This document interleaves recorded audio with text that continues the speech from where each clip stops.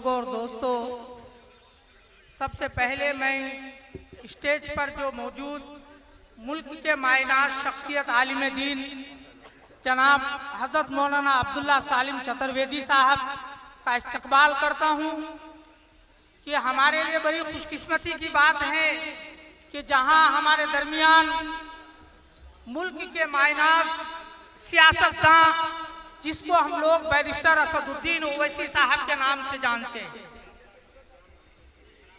वो तशरीफ ला रहे हैं।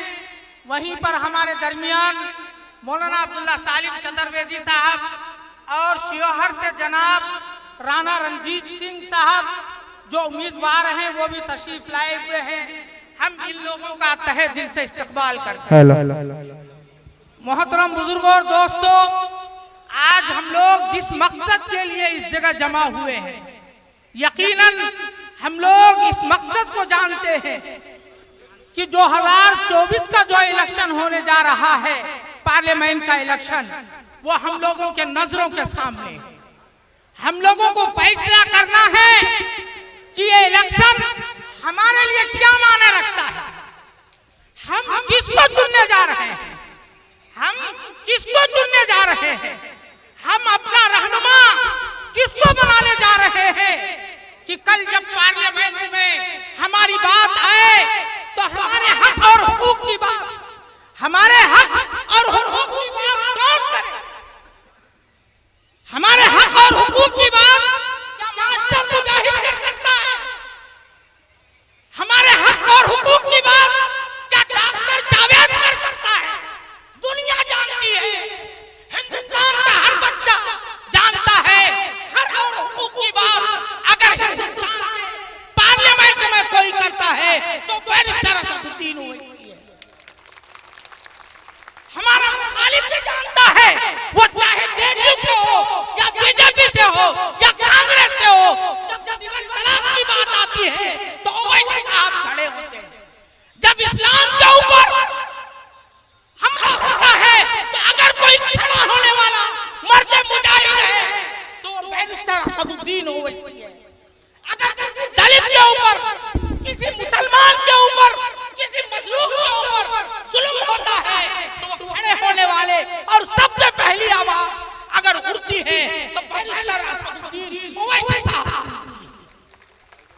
आज ये लोग हमारे दरमियान वोट मांगने आते हैं।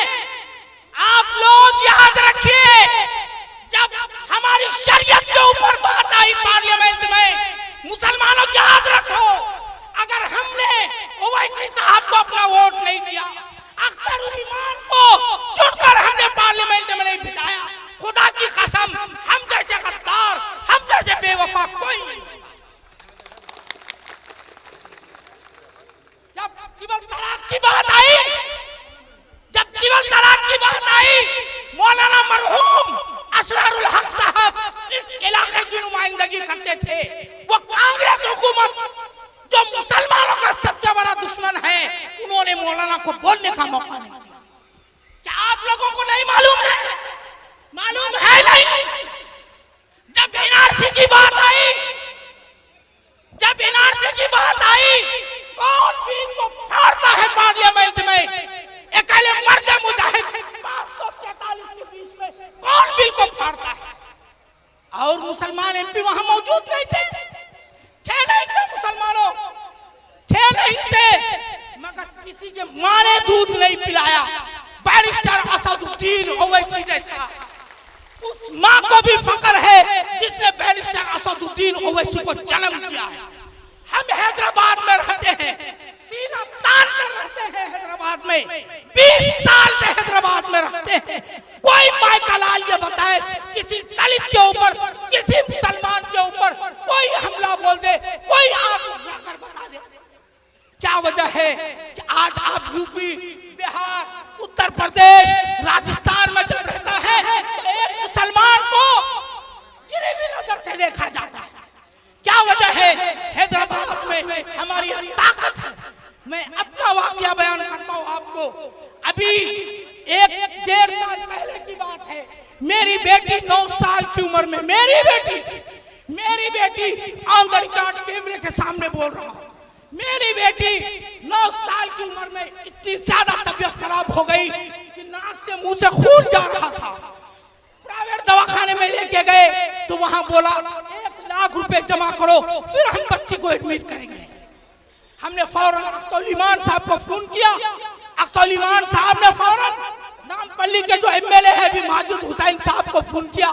माजिद हुसैन साहब ने फौरन मुझे फोन लगाकर बोला, मौलाना आप दवाखाने के पास जाइए, आपके पहुंचने से पहले मेरा वहां आदमी मौजूद रहेगा, आपकी बेटी को दवाखाने में एडमिट किया जाएगा।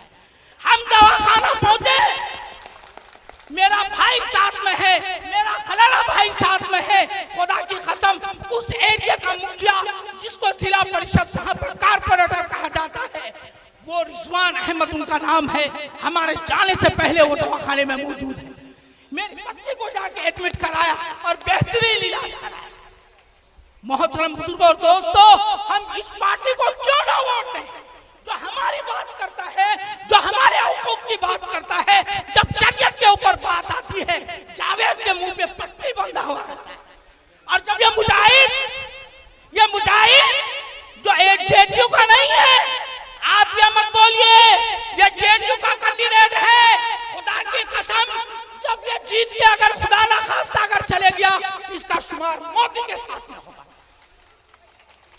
कहां ठहरेगा मुजाहिद कहां ठहरेगा?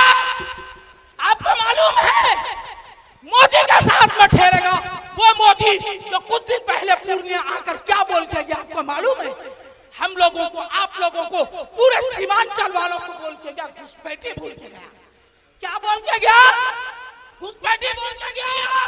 आप घुसपैठी हैं, आप घुसपैठी हैं। आप मुजाहिद को वोट दीजिएगा, आप जेडीयू को वोट दीजिएगा। आप जावेद जिसके मुंह पे टेप लगा हुआ है उसको वोट दीजिएगा। मैं अभी रास्ते में आ रहा था, एक आदमी बोल रहा है, अरे वो वैसी शख्सियत नहीं हो, बीजेपी को आदमी, बीजेपी लड़े, शर्म करो, डूब मरो। सिर्फ टोपी, 5 वक्त नमाजी, दाढ़ी, जो तुम्हारे हुकूक की बात करता है वो बीजेपी का आदमी है। कितना बार मिले वो ऐसी साहब बीजेपी से? कितने बार मिले बीजेपी से? मिले? किसी ने देखा है?